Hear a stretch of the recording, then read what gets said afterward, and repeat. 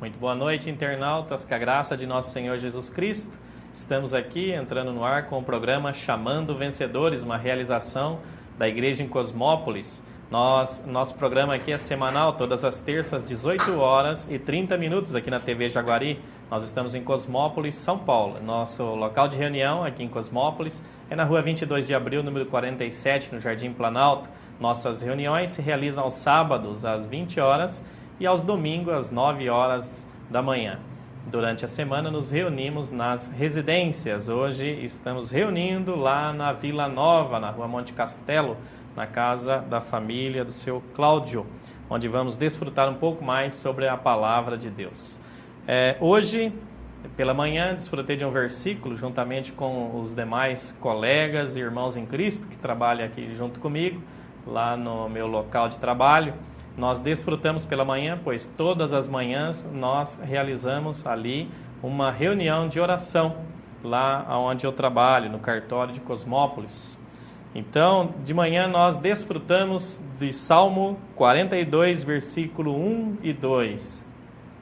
E esse versículo me sustentou o dia todo. O Senhor me deu o sentimento de compartilhar um pouco mais sobre essa palavra, que assim nos diz: como suspira a corça pelas correntes das águas, assim por ti, ó Deus, suspira a minha alma. A minha alma tem sede de Deus, do Deus vivo.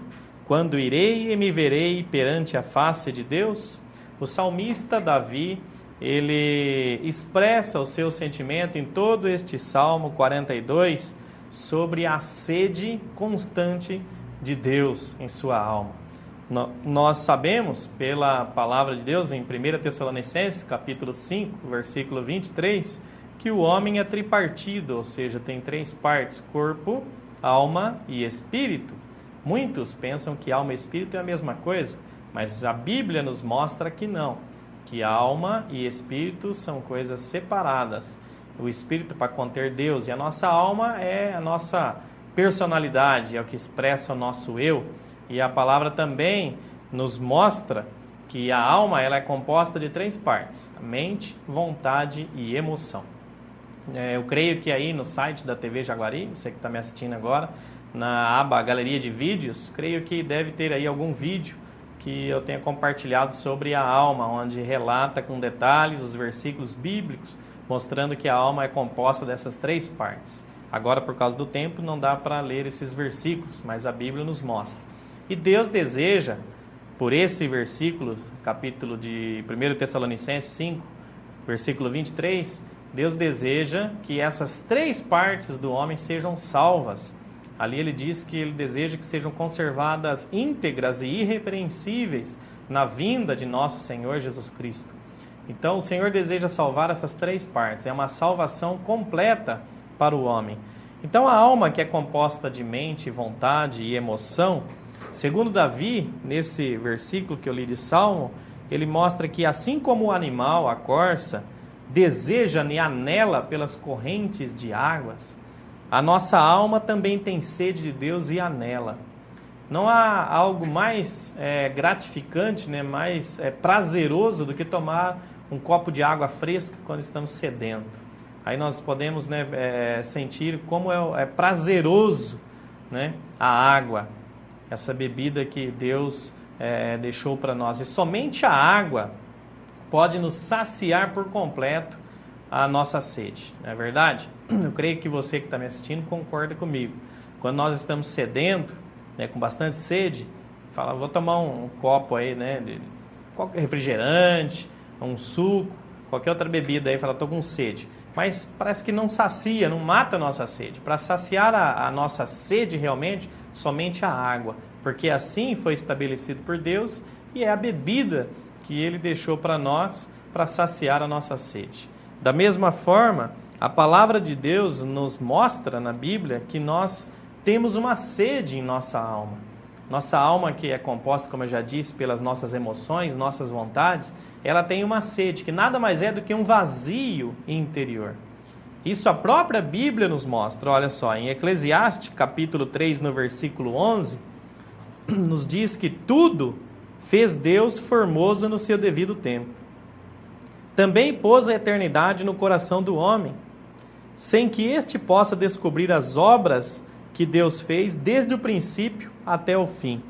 Então, por esse versículo, nós vemos que Deus fez tudo formoso no seu devido tempo, fez perfeito, sem defeito algum, e também colocou a eternidade no coração do homem. Então nós podemos dizer que no coração de cada um de nós tem um vazio que é do tamanho da eternidade.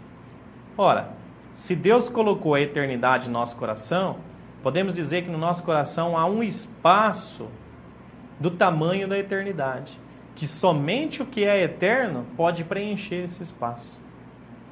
Então, o que nós podemos colocar no nosso coração para preencher esse vazio interior? Bens materiais?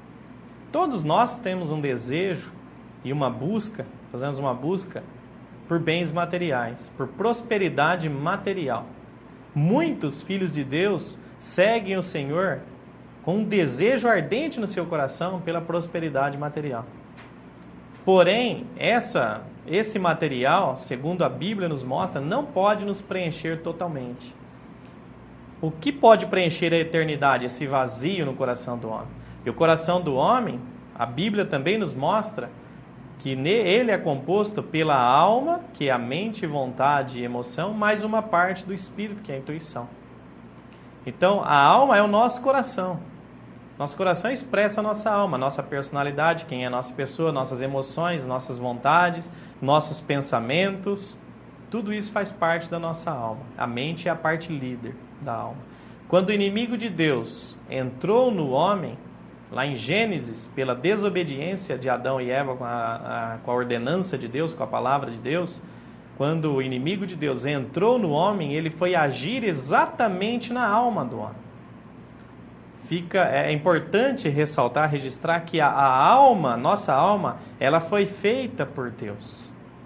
Deus precisa da nossa alma, mas precisa da nossa alma transformada, porque Ele fez ela formosa no seu devido tempo, conforme o versículo que eu li, em Eclesiastes 3:11.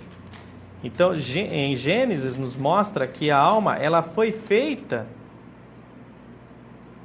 por Deus. E capítulo 2 de Gênesis, versículo 7 fala: Então formou o Senhor Deus ao homem do pó da terra e lhe soprou nas narinas o fôlego de vida, que é o espírito humano, e o homem passou a ser alma vivente. Então a alma foi feita por Deus. Porém foi feita para quê? Para nós pensarmos nas coisas de Deus, nós nos emocionarmos com a emoção de Deus e termos a vontade segundo a vontade de Deus. Por isso, o Senhor Jesus, quando ensina um modelo de oração, em Mateus capítulo 6, aos seus discípulos, ele ensina para que ensina eles a orar para que a vontade de Deus seja feita aqui na terra como ela é feita nos céus. Ou seja, nós oramos por aquilo que está no nosso coração, por aquilo que nós desejamos, não é assim? Então, o Senhor nos ensinou um modelo de oração, que é conhecida como a oração do Pai Nosso, para nós orarmos, desejando que a vontade de Deus seja feita nessa terra. Então, nós oramos se nós estivermos de acordo, se a vontade e o nosso desejo estiver de acordo com a vontade de Deus. Deus deseja que nós oramos desta forma. Ou seja, que esteja na mesma sintonia. Ele deseja que o homem, que seus filhos na terra anelem e orem de acordo com a sua vontade. No programa anterior nós compartilhamos um pouco sobre isso, nos versículos de 1 João, capítulo 5, que ali nos diz que se nós orarmos de acordo com a vontade de Deus, será atendida, nosso pedido será satisfeito por Deus, será cumprido por Deus. Então nós devemos orar de acordo com a vontade de Deus. E a vontade de Deus é essa. Então Ele fez a nossa alma com uma vontade. A vontade, para nós termos a mesma vontade que Deus tem. Então, o que eu quero dizer é que a alma foi feita por Deus e Deus precisa da alma do homem. Que é através da nossa alma que nós expressamos. Nós expressamos a Deus. Nós temos Deus habitando em nós, nós que cremos e recebemos, habitando em nosso espírito. Porém, não é no espírito que Deus é expresso em nós. Ele é expresso na alma. Então, para Deus ser expresso através da nossa pessoa, Ele precisa ganhar as partes da nossa alma, migrar, né, crescer do Espírito, tomando conta das nossas vontades, das nossas emoções, dos nossos pensamentos. E aí então vai ser expresso por meio do corpo, através de ações. É assim que o Senhor nos mostra na palavra. No Evangelho de Mateus, Ele nos diz que nós somos luz do mundo. E nós devemos iluminar, expressar a Deus, para que as pessoas possam ver Deus através das nossas boas obras. Não obras fora da presença de Deus, mas obras debaixo do Espírito e do governo de Deus, que está habitando em nós. Então, na verdade, as pessoas vão ver Deus sendo manifestado em nós, por meio de nossas atitudes, que são expressas através do nosso corpo, mas somente são expressas porque estão de acordo com a nossa vontade. Então, Deus precisa da nossa alma para expressar, para que através das nossas vontades, nossas emoções, as pessoas possam ver Deus também. E nós possamos também tocar no Senhor, né, e experimentar Deus como de fato é.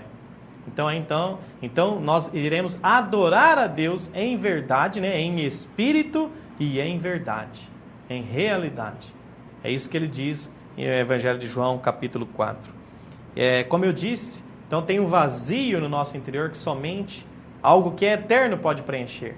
Então nós buscamos, né, bens materiais, como eu já disse, uma casa, um carro, um bom emprego. Isso tudo nos satisfaz, porém não nos satisfaz plenamente, completamente, porque há um vazio que só pode ser preenchido por aquilo que é eterno. Então, o que pode preencher esse vazio?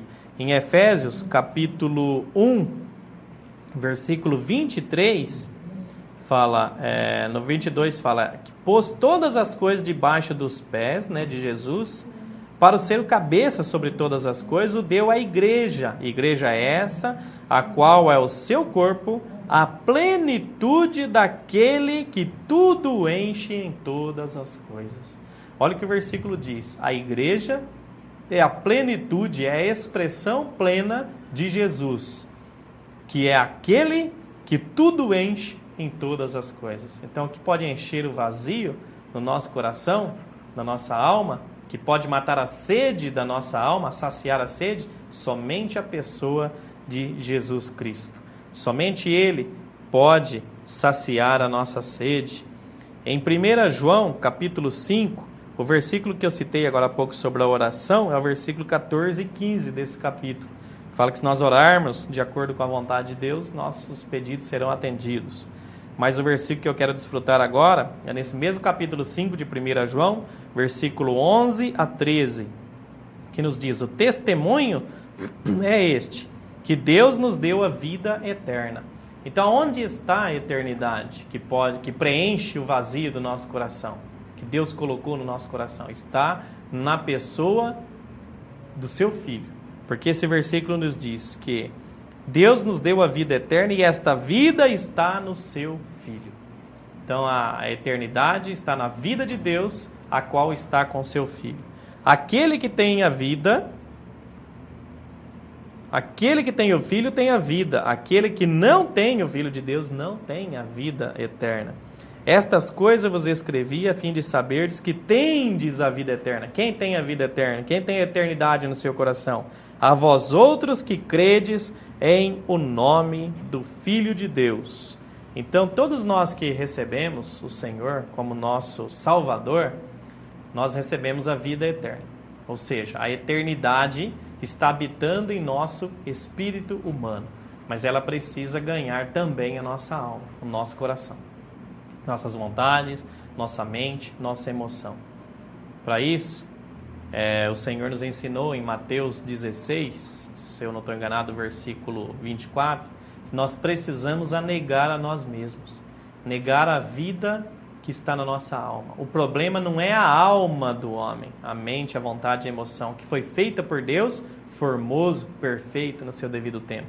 O problema é que entrou uma vida nesta alma, que é a vida do inimigo de Deus, levando o homem a andar de uma forma independente de Deus, segundo o curso deste mundo, fazendo a vontade dos pensamentos. Isso está claro para nós no livro de Efésios, Epístolas de Paulo a Efésios, no capítulo 2, versículo 1, 2, 3 ele mostra como andam as pessoas que não têm Deus no mundo, fazendo a vontade dos pensamentos, da carne, segundo o curso deste mundo. Então, há uma vida independente na nossa alma que nos distancia, que nos faz viver de uma forma independente de Deus, não dependendo de Deus, não orando, não conhecendo a vontade de Deus, não colocando todos os nossos planos, nossos desejos debaixo da vontade de Deus através de oração, para que Deus possa governar a nossa vida. Então nós andamos de uma forma desenfreada, totalmente sem a presença de Deus. O resultado disso é o que nós vemos na sociedade hoje, uma sociedade violenta, totalmente sem Deus, desafeiçoada, e é assim que a Bíblia nos mostra, tá, que se estariam as pessoas no fim dos tempos. Então, em capítulo 4 do Evangelho de João, no versículo 13 e 14, o Senhor fala de como saciar esta alma. É a respeito disso que ele está falando para a mulher samaritana. Quando ele encontrou com a mulher lá na fonte, né, no poço, e ele pediu que a mulher samaritana tirasse a água e ele desse de beber. E aí então a mulher falou: o senhor não tem nem como tirar a água, né, não alcança, lá o poço não tem nem como tirar água, e está me pedindo água para mim, sendo judeu, conversando com a mulher samaritana. E aí então o Senhor teve a oportunidade de começar a pregar o evangelho para ela e mostrar que aquele que estava ali, que era ele, tinha água viva, a água que dá prazer, a água que traz alegria, e a única água que pode saciar a sede da alma do homem, do vazio interior. E aí então a mulher falou: puxa, me dá desta água então, né, para que eu não precise mais vir aqui buscar. Ela não compreendeu a princípio. Versículo 13, afirmou-lhe Jesus: quem beber desta água tornará a ter sede. A água física estava ali na fonte de Jacó. Ele fala: aquele, porém, que beber da água que eu lhe der, nunca mais terá sede. Pelo contrário, a água que eu lhe der será nele uma fonte a jorrar para a vida eterna.